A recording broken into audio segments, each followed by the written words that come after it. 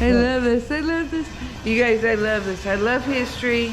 I love people that know the history and the art involved. The work on these horns are intricate. They're beautiful. And let's keep going. Well, let's start out with the history of horns. The very first instrument that man contrived to communicate with one another at a distance further than their voice would carry was a drum. They beat on a hollow log, then they made drums. The second oldest one is the doghorn, or the blowing horn, so that they could keep in touch with somebody that was further than they could shout, somebody that was several miles away. They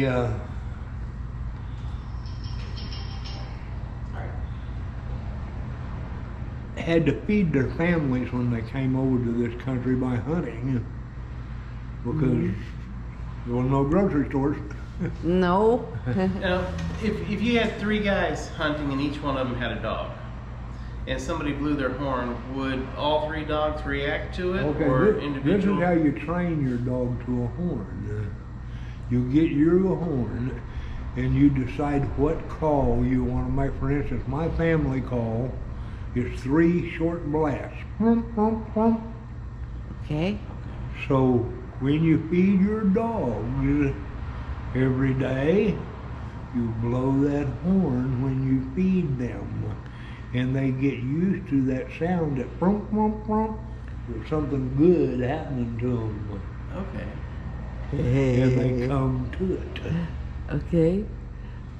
You can use a dog whistle also. This is what I use on my dogs. She does the same thing to me every night. She says, "Dinner's ready." You see, it works, doesn't it? It works. That's funny. And everybody made up their own call for their dogs, so that their dogs came to their horn. There you go. Like I say, my family blows brump, brump, brump.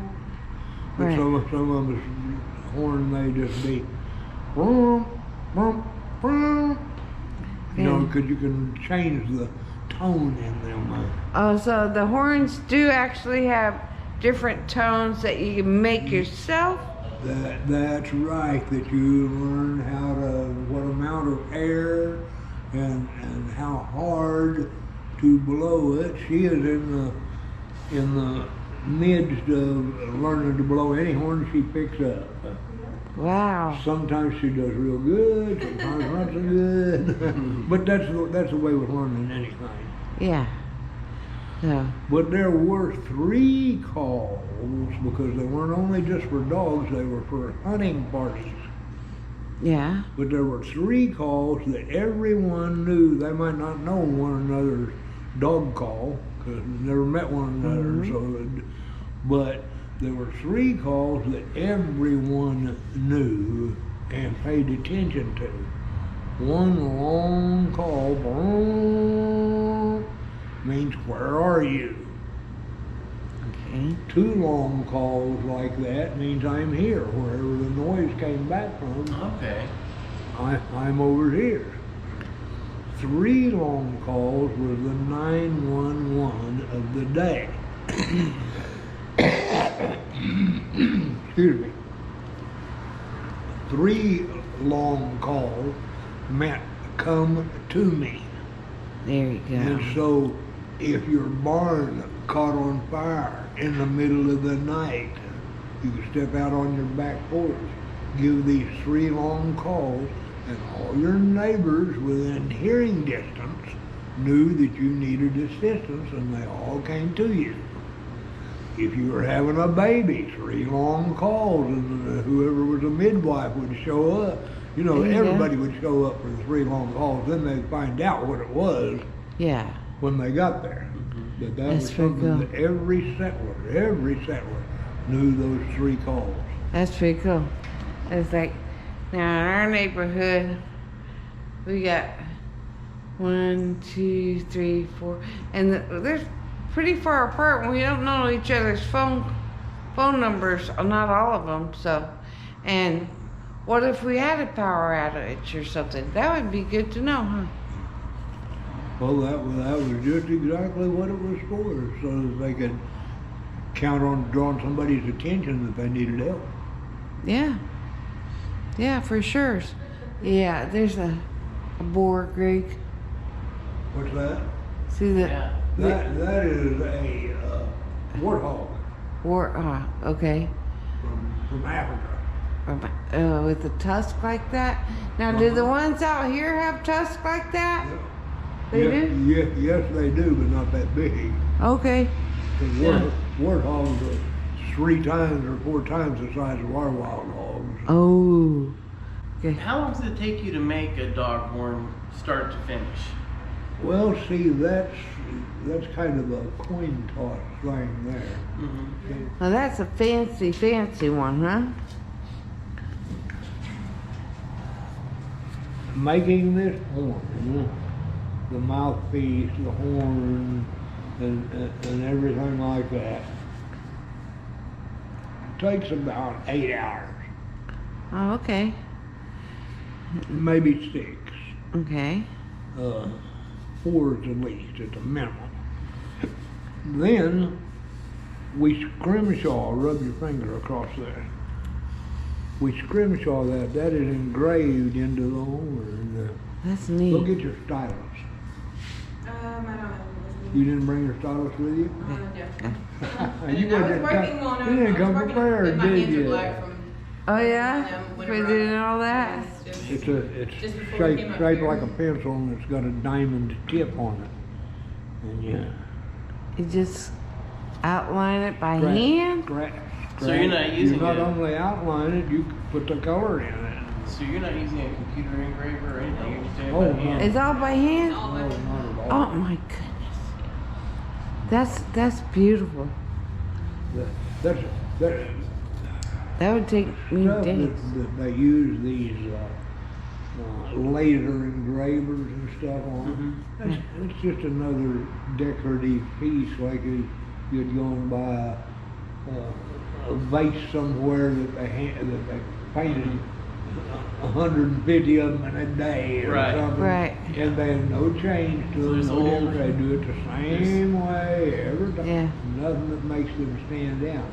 If it's from your hand, your personal hand, then that's what's special, because there will never be another one exactly like that when you So instead of being you an can engraver, you're an artist. a sign there that says Ed Barnes. Yes, sir. You see that book that's sitting there, he's the author of that book. And that horn right there, I got started, Uncle Earl's is the largest hog bay in the world. In Bluefield, Louisiana. Wow. He would come all over the country. And the dogs would go, Wow. and all that. And one year we were back there, and he was a publisher of that Tucker magazine up there. He was a publisher of that magazine, a large guy. Wow. He was sitting in a chair scraping on a horn with a knife. And I asked him, I said, well, what are you doing, making a dog horn? He said, you're the first person that knew what I was doing. He and I talked about dog horns for 3 or 4 hours. Yeah. And we made a deal. I never had made one before. But we made a deal that he would make me a dog horn, and I would make him a dog horn. And the next year, at Uncle Earl's, we would trade. He would get the one I made, and I would get the one he made. That's so cool. How cool is that? And that horn up there Mm-hmm. is the one that he made me. Oh, awesome. Now we got, Let's see. you got straps for them. You got different mouthpieces for them. It's real. You got, is that a bear trap? That is a bear trap, and the little black one down there is bear trap from Germany. The bears are smaller over there than the original. Oh, they look like babies. This is amazing. We heard that you had these events. Do you have anything scheduled coming up? Oh golly, we do, but not here. When is our first? Do you know when? I don't know when Charles is going to have his next talk about it. I don't know if you said. In October, we have Jag Terrier trials here. People come from all over the country and bring their Jag Terriers and run them through all of our tests for terriers. Terriers were originally made so that a hunter, if something went down a hole and they was hunting to fill their belly, that little terrier would go down that hole and grab that animal and drag it, kill it, and drag it back out Yep. underground. Okay. That's what, the little yappy dogs that Don had, rat terriers. That's what they do. We're rats and Well, stuff. there's 38 different kinds of terriers. Yeah, there's lots. There's lots. Wired hair, I like watching dog shows. But some of them are more well known for having their hunting blood still. Like a lot of little terrier dogs, people have bred all the hunt out of them. Yeah. They just want them to be a lap dog. But Right. People that hunt with their terriers want their terriers to go get what they're supposed to go get, what they've always done. Right, right. Well, even our beagle, being just over a year, she naturally tries to tree. She sees a squirrel, and she's like pointing naturally, and she hasn't been trained for nothing. Does she rear up against it and Yep. put her front feet up? Yep. That's called marking the tree. When they do that, that dog is telling you this tree here is the tree that squirrel or coon or whatever it is up. See, that's what I told you she was doing. Well, that's not all of them mark the trees. Only the better ones mark the trees. We got a better beagle. So. Well, we will show you our setup out here if you would like. Sure, let's go.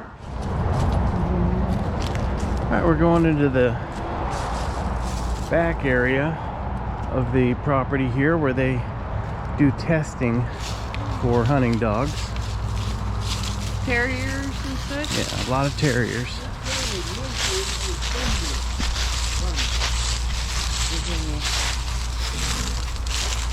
Right here is the entrance. You see it's got plexiglass. Yeah, that's neat. And we have got red lights inside there for at night, so you can see the dogs go through. We put a scent, whether it's an animal in a cage, or trapped for their scent. But anyhow, the dogs scent it and would blow a little air for it, so they smell it and they follow this all the way around to there.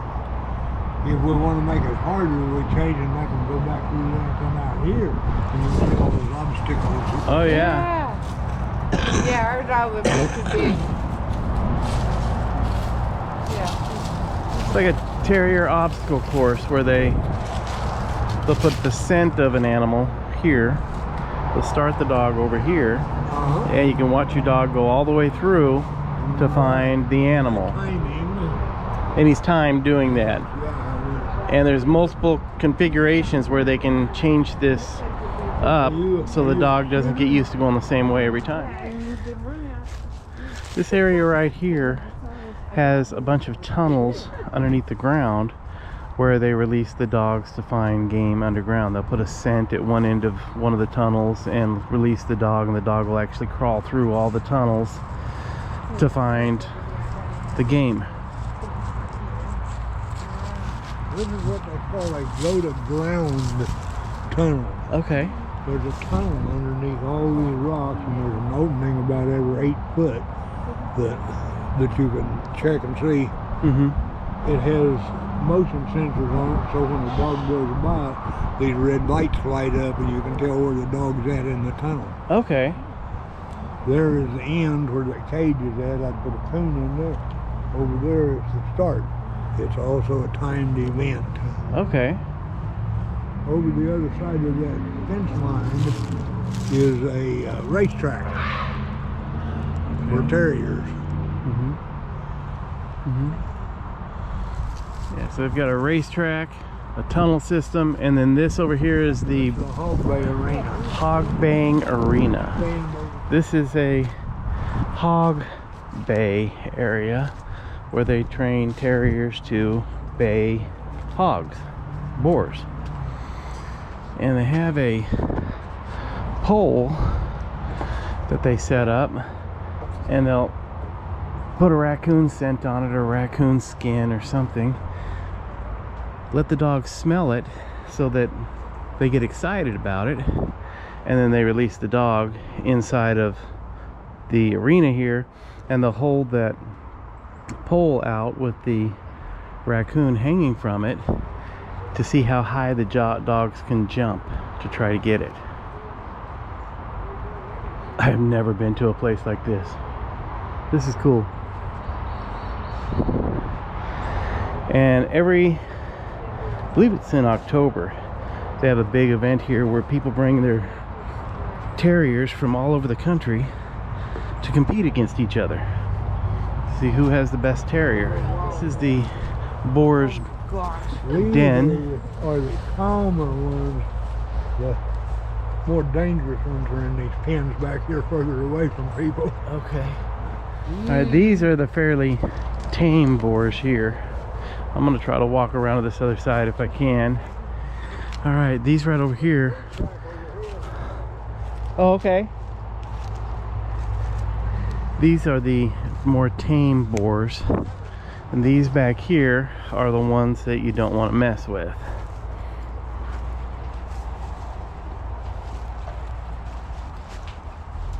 Yeah, they're much more skittish, I can already tell.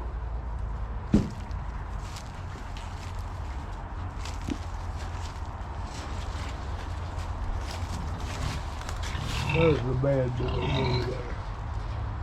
So these are the tame ones, the not so tame ones, and then the bad guys. They're not really they're used to people coming around out here feeding and water. Yeah. It's a different story when suddenly they're not in here. Oh, I bet. Yeah.